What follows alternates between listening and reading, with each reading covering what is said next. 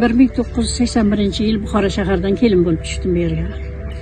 Maktabda ishladim, fizika fanidan dars berdim. To nafaqaga chiqqancha. 2003-yil nafaqaga chiqdim. Shu oralikda qancha o'quvchilarni tayyorlab chiqardik. Men o'qitgan o'quvchilarim hozir hammasi oliy ma'lumotli. Banchalarga, vrachimiz ham, mana sesib boshlig'i ham, roddomdagilar ham, hamma yerda o'quvchilarim bor. Men o'qituvchiligimdan faxrlanaman, o'qituvchi bo'lganligimdan.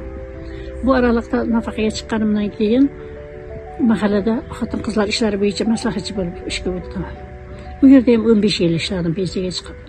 Bu yerda ham qancha oilalarni yarashtirib, ajrim yoqasiga kelib qolgan oilalarni yarashtirib, yaxshi iloji boricha tushuntirib, hayotda shunaqa ishlarni qilib, kasallarning holidan xabar olib, paxtani og'ir vaqtlarda ham boshdan oxirigacha paxtaga qatnashardik.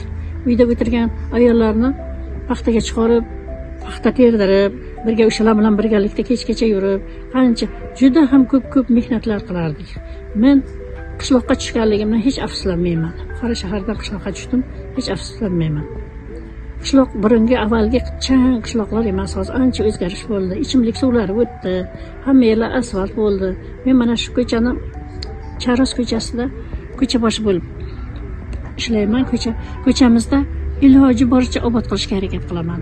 Bahor oyida hammasiga gul tuxum tarqatib chiqaman, har bir xonadonga. Tashqariga gul eking, hamma bahorda kelsangiz hamma yer gulzor bo'ladi. Yaqinda 2025-yilda 22 avgustda mustaqillikdan burunroq ibratli ayol medalini oldim. Undan burun ham 2-3 medal oldim mustaqillikda. Ish qilib mahallada obro'yim ham yaxshi, men ham ularni yaxshi ko'raman, ular ham hammasi meni yaxshi ko'radi. Mahallani eng nanasi deyman. Buxoroliklar nana deb onani aytadi-da. Shu mahallaning nanasiman.